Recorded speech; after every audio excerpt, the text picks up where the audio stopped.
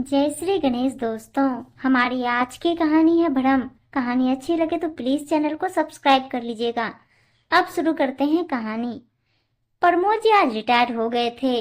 अच्छी खासी रिटायरमेंट मिली थी। आज प्रमोद जी अपने सरकारी क्वार्टर छोड़कर अपनी धर्मपत्नी राधा जी के पास रहने जा रहे थे। राधा जी बेटे बहू के साथ रहती थी, क्योंकि बहू सिमी के 2 बच्चे थे और वो गृहस्थी अच्छे से संभाल नहीं पा रही थी। इसी कारण से बेटे संजय के कहने पर राधा जी ने बेटे बहू के साथ रहने के लिए राजी हुई, किंतु पतिदेव को छोड़कर जाने का मन बिल्कुल नहीं था। किंतु पोता पोती के मुंह में वो आ गई। वैसे राधा जी की एक बेटी प्रिया भी थी, जिसकी शादी हो चुकी थी और वो ससुराल में खुश थी। आज प्रमोद जी बेटे के घर आ रहे थे, हमेशा हमेशा के लिए। रिटायरमेंट की खुशी में बेटी प्रिया भी पापा से मिलने आई। प्रमोद जी आज बहुत खुश थे। हंसी खुशी से दिन बीता। अगले दिन प्रमोद जी ने पत्नी राधा जी से कहा, जो कि रसोई घर में खाना बना रही थी, अरे भाग्यवान, कुछ मीठा तो बना दो। वैसे आज मीठा खाने की बड़ी इच्छा हो रही है। गाजर का हलवा बना लो, जो तुम बहुत अच्छा बनाती हो। लंबे अरसे से नहीं खाया हूँ, तो आज तुम बना ही दो। मेरी तो किस्मत खुल गई। अब तो परमानेंट ही तुम्हारे हाथ के स्वादिष्ट पकवान खाने को मिलेंगे, और तुम्हारी बहुरानी के हाथ के भी। क्यों बहुरानी खिलाओगी ना? क्योंकि अब रिटायर हो गया हूँ, तो अब तुम्हारी सासू माँ के भी रिटायरमेंट का टाइम आ ही गया समझो। जी पापा जी, कहते हुए सिम्मी बाहर निकल गई, जो आई रात को 9 बजे। यह देखकर प्रमोद जी और प्रिया को कुछ अटपटा लगा, पर बोले कुछ नहीं। हाँ, नाराजगी उनके चेहरे पर साफ झलक रही थी।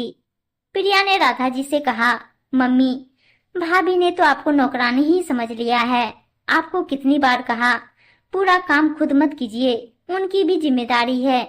देखा कैसे बेपरवाह होकर निकल गई। यह राधा जी ने भली भांति महसूस किया, लेकिन चुप रही। यह सिलसिला रोज ही चलता। बहू सिम्मी हर रोज इधर उधर किटी पार्टियों में व्यस्त रहती, और बेचारी राधा जी दिन भर किचन एवं घर के अंदर कामों में लगी रहती। थोड़े से आराम की या पति के पास घड़ी 2 घड़ी बैठने बोलने बतियाने की भी फुर्सत तक नहीं थी। प्रमोद जी अच्छी तरह से देख रहे थे और बखूबी समझ भी रहे थे। कुछ कहने की कोशिश करते तो राधा जी चुप रहने को कहती, साथ ही सफाई भी देती। देखिए जी, बहू पढ़ी लिखी और शहर में पली बड़ी है, उसे काम करने की आदत नहीं, पर मुझे तो बचपन से है। फिर काम करने से शरीर अच्छा रहता है।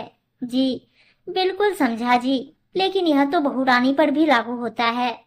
फिर शुरू शुरू में किसी को भी काम करने की आदत नहीं होती। तुमने उसकी आदत बिगाड़ दी। अगर काम नहीं आता तो सीखना पड़ता है। क्या जी, आप भी ना? कौन सा मैं घिस जाती हूँ? राधा जी नाराज होकर बोली, तुम घिस तो नहीं जाती हो, पर तुम्हारी लाडली बहू को कभी काम करते देखा ही नहीं है। क्या उसका काम केवल खाना पीना, सजना सवरना, घूमना फिरना ही है?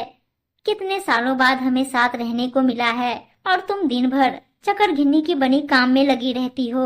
मुझे जरा भी अच्छा नहीं लगता भाग्यवान। अब जिंदगी रही ही कितनी है।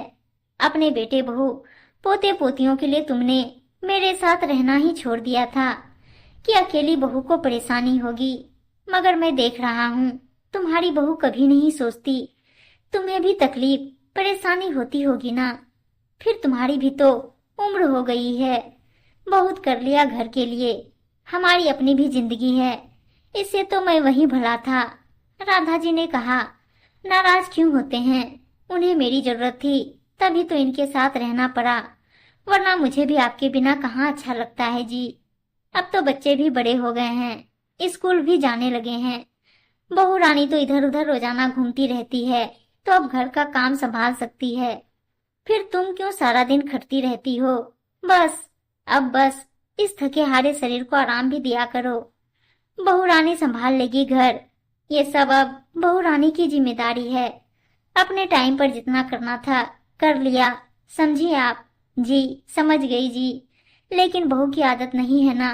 फिर एकदम काम छोड़ दूंगी तो बहू को बुरा लगेगा जी। यह तुम मुझ पर छोड़ दो। अगले दिन प्रमोद जी, देखो बहुरानी, जैसा कि हम सब जानते हैं कि 60 की उम्र पर तो सरकार भी काम से छुट्टी कर देती है और साथ ही भरण पोषण के लिए हर महीने निश्चित धनराशि भी देती है। तो क्यों नहीं घर में माता पिता और अन्य बुजुर्गों को भी काम से छुट्टी मिलनी चाहिए। चाहिए कि नहीं? क्यों बहू रानी, मैं सही कह रहा हूँ ना? जी पापा जी, बेमन से सिमी बोली। तो फिर आज से अपनी सास को भी काम काज से छुट्टी दे दो। आज से घर का सारा काम, खाना वगैरह वगैरह सब कुछ तुम ही करोगी, तभी उसे आराम मिलेगा, है ना बहू रानी? जी पापा जी, बड़े मन से यह कहते हुए अंदर चली गई। आज से सारा काम सिम्मी के जिम्मे आ गया। इस तरह दिन गुजरते रहे। सिम्मी की आजादी जिंदगी को मानो ग्रहण लग गया था।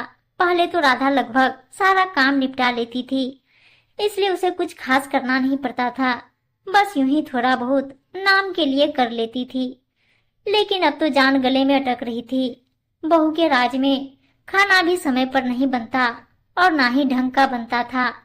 हाँ बेटा संजय किटकिट करता, उसे पत्नी का बनाया खाना बिल्कुल ही पसंद नहीं आता था। संजय ने कहा, माँ आप बनाओ ना खाना, सिमी को अच्छा बनाना नहीं आता। पापा ने एक बार क्या कहा, आपने पूरी तरह से हड़ताल ही कर दी। हफ्ते एक आध बार तो अच्छा खाना खिला दिया करो मम्मी। ऐसी बातें सुनकर तो सिमी और भी भड़क जाती। और बहुत हो गया तुम सबका नाटक। दिन भर मर मर के काम करो, फिर सबके नखरे भी सुनो। जब से बूढ़ा आया है नाक में दम करके रखा है। बेचारी बुढ़िया काम करती थी तब कितना आराम था, लेकिन बूढ़े ने आकर सब गड़बड़ कर दिया। प्रमोद जी और राधा जी तो अक्सर अपने कमरे में रहते, हाँ कभी कभी बाहर जाकर घूम लेते। एक दिन बहू बड़बड़ा रही थी। राधा जी ने सुन लिया। बहू तुम हमारे लिए इस तरह का भाव रखती हो? अरे इतने साल तेरे आगे मजदूरी की, तुम्हारे बच्चों को पाला पोसा, तुम्हारा घर संभाला, और प्रमोद जी हर महीने अपनी पगार का एक मोटा हिस्सा तो यहाँ भेजते थे। वह भी तो तुम लोगों के ही काम आती थी। मैं तो 2 टाइम की रोटी ही तुम लोगों से खाती थी। कभी सोचा तुमने इस तरह की बातें करती हो? अरे मुझे तो खुद पर शर्म आने लगी है। तुमको काम करना पड़ रहा है, इसलिए इस तरह की बेहुदा बातें कर रही हो। यह क्या भाषा है बूढ़ा बुढ़िया? मैं काम नहीं करती हूँ, अब तुम्हें बुरा लग रहा है। अब हम दोनों की गिनती केवल बूढ़ा बुढ़िया में रह गई है। अच्छा मम्मी जी, वो तो ठीक है, लेकिन आप कुछ नहीं करोगी, यह तो आपने कसम खा ली है। मैं अकेली इतना सारा काम कैसे करूंगी? पापा जी ने तो आपको मना कर दिया। तभी प्रमोद जी आ गए।